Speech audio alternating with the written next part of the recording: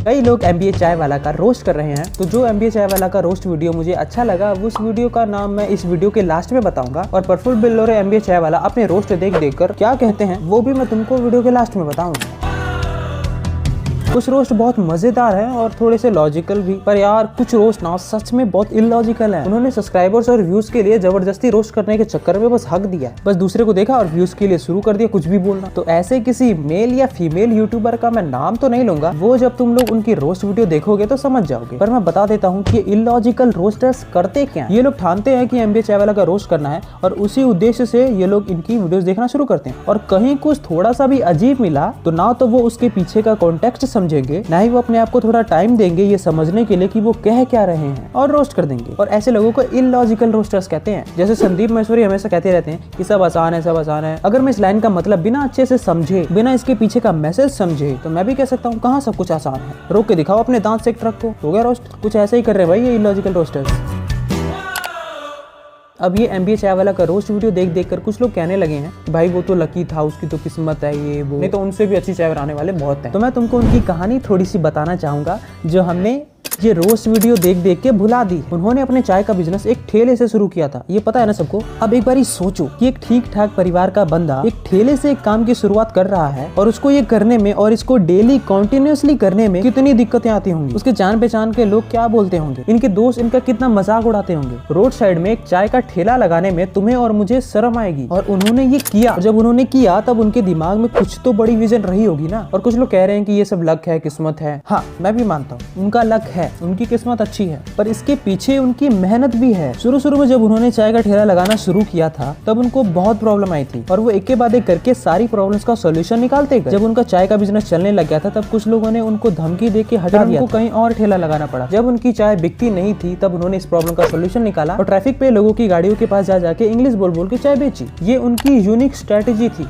उनकी marketing strategy बहुत unique है। जैसे एक बार उन्होंने अपने चाय के बिजनेस के बोर्ड के पास लगा दिया था, किसी को भी कोई जॉब चाहिए हो तो अपना qualification and detail and phone number यहाँ लिख के लगा दे। अगर बाय चांस कोई बिजनेसमैन चाय पीने आता है जो वो जॉब दे सकता है, तो वो qualification and detail and phone number देखेगा और उसे कॉल करेगा और उसकी जॉब लग जाएगी। इस बीच प्रफुल्ल के बिजनेस की मार्केटिंग भी हो जाएगी। और एक बार और उन्होंने ऐसी ही यूनिक मार्केटिंग स्ट्रेटेजी यूज की थी, वैलेंटाइन डे पे सब सिंगल्स को चाय फ्री, और ये वायरल हो गया था। तो हाँ, वायरल हुआ, पर तब जब उन्होंने कुछ किया, कई ऐसी चीजें की, अपना ब्रेन यूज किया, बहुत पापड़ बेले और कई पापड़ों में से एक पापड़ वायरल हो गया। इस सीन को कहते हैं लक और किस्मत। तो देखा जाए तो पहले उन्होंने मेहनत की, स्मार्ट वर्क किया, और फिर उनकी किस्मत अच्छी हो गई। पर इसको लक बोल के उनकी मेहनत को हमें छोटा नहीं करना चाहिए। उनकी hard moment, scenes of life हमें नहीं भूलनी चाहिए। अगर हम उनको लकी बोल के छोटा साबित कर रहे हैं तो इस हिसाब से तो सब सक्सेसफुल यूट्यूबर्स भी लकी हुए। उनकी भी कोई एक वीडियो वायरल हो जाती है और फिर वो धीरे धीरे करते करते सक्सेसफुल हो जाते हैं। नहीं, वो अपने किसी इंटरव्यू में बोलते हैं कि तुमको जो सामने दिख रहा है तुम उसका धंधा कर सकते हो। तुम माइक बेचो, तुम रेवड़ी बेचो, तुम कच्छे बेचो। तो अगर तुम इन बातों को एज इट इज लोगे तो तुम रोस्ट करोगे, पर अगर इसके पीछे का मैसेज समझने की कोशिश करोगे तो बहुत कुछ सीखोगे।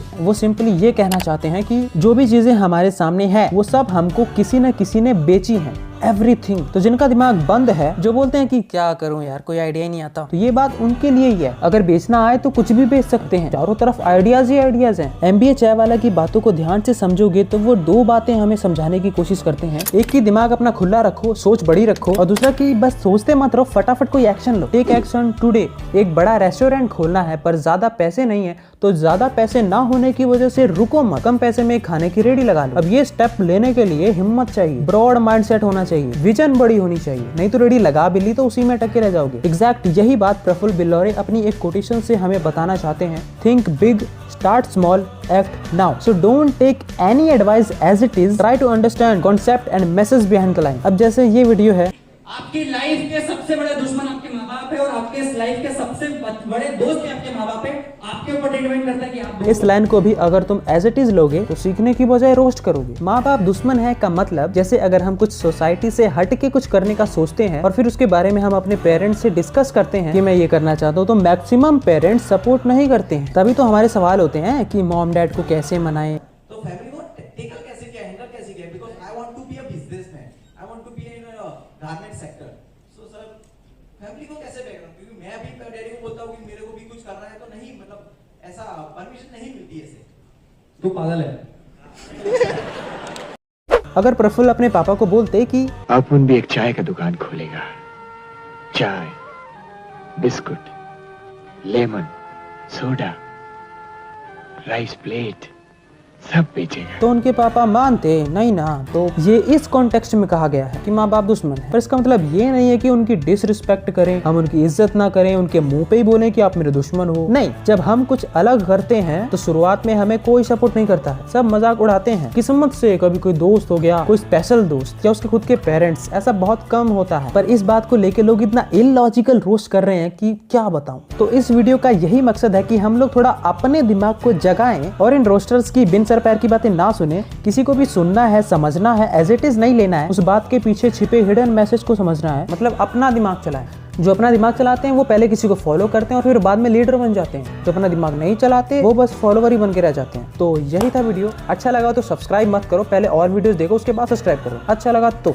अब मैं तुमको बताता हूँ कि मुझे कौन सी रोस्ट वीडियो अच्छी लगी। तो सबसे मजेदार और फनी MBA चाय वाला रोस्ट वीडियो मुझे लगा धीरू मानचिक का और लक्ष्य चौधरी का। देख के मजा आया, तो मजे लो। और अपनी रोस्ट वीडियो देखकर प्रफुल्ल बिल्लौरे MBA चाय वाला एक रोस्टर को रिप्लाई करते हैं,